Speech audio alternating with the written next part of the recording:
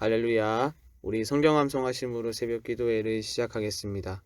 예수께서 나와 말씀하여 이르시되 하늘과 땅의 모든 권세를 내게 주셨으니 그러므로 너희는 가서 모든 민족을 제자로 삼아 아버지와 아들과 성령의 이름으로 세례를 베풀고 내가 너희에게 분부한 모든 것을 가르쳐 지키게 하라. 볼지어다 내가 세상 끝날까지 너희와 항상 함께 있으리라 하시니라. 아멘. 하나님의 말씀은 마태복음 20장 17절에서 34절까지 말씀입니다. 이 시간 제가 읽을 때에는 26절과 27절 두 절의 말씀을 읽도록 하겠습니다. 너희 중에는 그렇지 않아야 하나니 너희 중에 누구든지 크고자 하는 자는 너희를 섬기는 자가 되고 너희 중에 누구든지 으뜸이 되고자 하는 자는 너희의 종이 되어야 하리라. 아멘. 오늘 본문은 예루살렘으로 올라가는 길 위에서 있었던 두 사건에 대한 말씀입니다. 첫 번째 사건은 제자들 사이에 있었던 논쟁인데요. 우리는 이 본문을 통해서 하나님 나라와 또 주님을 따르는 제자들의 가치관이 무엇인지를 발견하게 됩니다.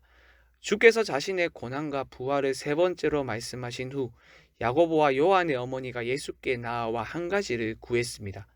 21절의 말씀을 보시죠. 나의 이 두 아들을 주의 나라에서 하나는 주의 우편에 하나는 주의 좌편에 앉게 명하소서. 왕의 오른쪽은 가장 높은 지위를 상징하며 왼쪽 역시 그의 버금가는 지위를 상징합니다. 그녀는 왕의 도시인 예루살렘에 근접하게 되었으니 예수님이 얼마 후에 왕위에 오를 것이라 생각을 했을 것이고 그럴 경우 자신의 아들들이 가장 높은 자리를 차지하기를 원했습니다. 하지만 여러분, 이런 생각은 옳은 생각이 아니죠. 잘못된 생각이지요. 우리가 읽지는 않았지만 바로 앞에서 선언된 예수님의 고난과 죽음의 빛에 비추어 보았을 때 그녀의 이러한 요청은 전혀 어울리지 않습니다. 설령 그녀가 예수님의 세 번째 순환 예고를 직접 듣지 않아서 이러한 말을 했다 하더라도 두 제자가 어머니의 요청에 전적으로 동의했다는 점에서 이 요청의 문제점은 결코 가볍지가 않습니다. 아마도 두 제자와 어머니는 예수님의 가르침들 중 자신들이 듣고자 한 것만 들었고 그 결과 그분의 왕적 지위와 그분의 고난이 서로 어떻게 연관되는지에 대해서 아직 깨닫지 못했던 것으로 보입니다. 더욱이 그들은 가장 큰 자가 되기 원하는 자는 자신을 낮추어야 하고 먼저 된 자가 나중 된다라고 거듭거듭 말씀하신 주님의 가르침을 전혀 깨닫지 못했습니다. 그래서 주님은 두 명의 제자들을 포함하여 그들을 향해 분을 품고 있었던 10명의 제자를 불러 교훈하십니다. 25절의 말씀을 보시죠. 예수께서 제자들을 불러다가 이르시되 이방인의 집권자들이 그들을 임의로 주관하고 그 고관들이 그들에게 권세를 부리는 줄을 너희가 알거니와. 지금 주님은 세상의 가치에 대해서 말씀하시죠. 세상은 높은 지위에 있는 자가 낮은 지위에 있는 자들 위에 서서 군림하고 그들에게 권세를 부립니다. 위에서 아래로 내려가는 수직의 구조입니다. 21세기인 현대 사회에서도 이런 수직적인 구조를 흔하게 볼 수 있는데 하물며 예수님 당시에는 말할 것도 없이 더 심했겠죠. 모든 삶의 자리에서 제일 위에 있는 사람이 밑에 있는 사람 위에 서서 군림하여 권세를 부리는 일이 흔했습니다. 안타까운 것은 제자들 역시 이런 세상의 가치관에 물들었다는 겁니다.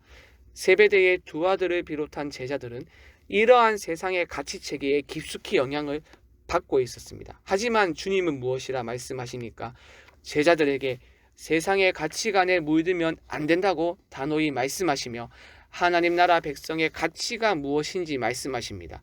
26절과 27절의 말씀을 보시죠. 너희 중에는 그렇지 않아야 하나니 너희 중에 누구든지 크고자 하는 자는 너희를 섬기는 자가 되고 너희 중에 누구든지 으뜸이 되고자 하는 자는 너희의 종이 되어야 하리라. 통치와 군림이 아니라 섬김이 하나님 나라의 제일 중요한 가치라고 말씀하십니다.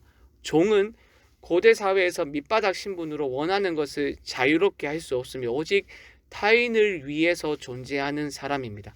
그런데 그런 종이 첫 번째가 되고 으뜸이 되어 가치의 전복이 이루어지는 곳이 바로 하나님 나라입니다.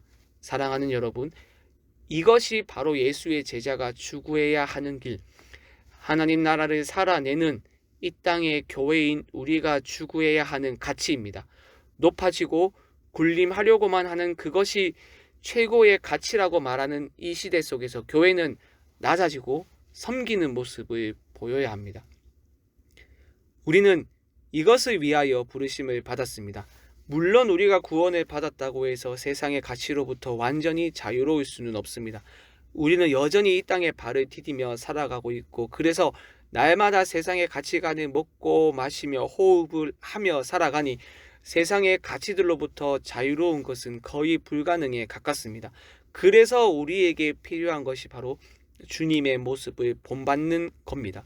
주님은 그저 말로만 섬김을 말씀하지 않으셨습니다. 친히 섬김의 모습을 보이셨습니다. 그러므로 여러분, 지극히 높으신 분이 어떻게 섬김의 본을 보여주셨는지를 기억하십시오. 죄인을 위하여 어디까지 내려가셨는지를 기억하십시오. 죄인을 위하여 무엇을 행하셨는지를 기억하십시오. 그리고 그분께서 걸어가셨던 섬김의 길에 따라 걸어감으로써 모든 삶의 영역에서 더욱더 낮은 곳으로 내려가는 여러분이 되길 주님의 이름으로 간절히 축원드립니다. 그리고 이어지는 말씀은 주께서 예루살렘으로 향하는 마지막 관문인 여리고를 지나가실 때에 맹인 두 사람을 만난 사건입니다. 두 맹인은 예수님이 지나가신다는 말을 듣고 주여 우리를 불쌍히 여기소서 다윗의 자손이여 라고 외쳤습니다. 주님을 따랐던 무리는 이들을 꾸짖었습니다. 무리가 맹인 둘을 왜 꾸짖었는지 명확히 밝히고 있지는 않지만 아마도 그들은 주께서 예루살렘에 올라가서 하셔야 할 더 중대한 일들이 있고, 따라서 하찮은 맹인들을 위해 시간을 낼 여유가 없다고 생각했을 겁니다. 그러나 무리의 꾸짖음에도 맹인들은 위축되지 않았습니다. 오히려 더욱더 큰 소리로 주여 우리를 불쌍히 여기소서라며 외쳤습니다. 그리고 주님은 이들의 소리를 들으셨고 이들의 소원을 들어주셨습니다. 주께서 그들의 소원을 들어주신 이유가 무엇입니까? 바로 주께서 그들을 불쌍히 여기셨기 때문입니다. 맹인들은 자신들을 불쌍히 여겨달라고 부르짖었고 주님은 그들을 불쌍히 여기사 그들의 소원을 들어주셨습니다. 분명 맹인들은 지위도 재물도 자신들을 돌보아줄 가족도 없었을 겁니다. 그러니 그들이 할 수 있었던 것은 주님께 자비를 구하는 것뿐이었습니다. 사랑하는 여러분, 이러한 맹인들의 모습은 우리에게 귀감이 되는 모습이죠.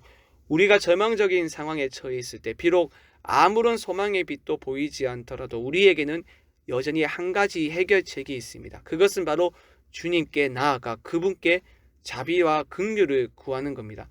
나를 불쌍히 여겨달라고 절박하게 그리고 간절히 탄원하는 겁니다. 그럴 때 그분은 우리의 탄원에 귀를 기울이시고 우리를 불쌍히 여기시며 우리의 문제를 해결해 주십니다. 그러므로 여러분, 상황이 아무리 어렵더라도 절망하기에는 아직 이릅니다.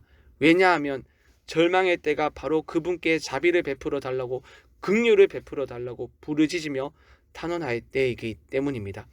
절망의 때에 주저앉아 낙심하는 것이 아니라 주님께 부르짖어 주님의 긍휼을 경험하는 여러분이 되길 주님의 이름으로 간절히 축원드립니다.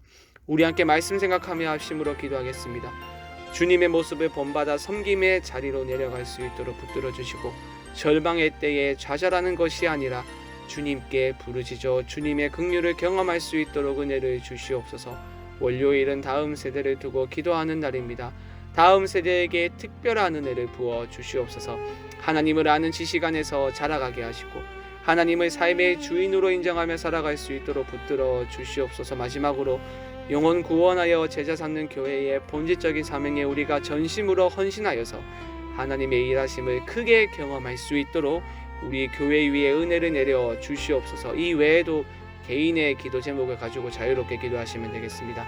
주님의 이름을 한번 부르고 자유롭게 기도하겠습니다. 주여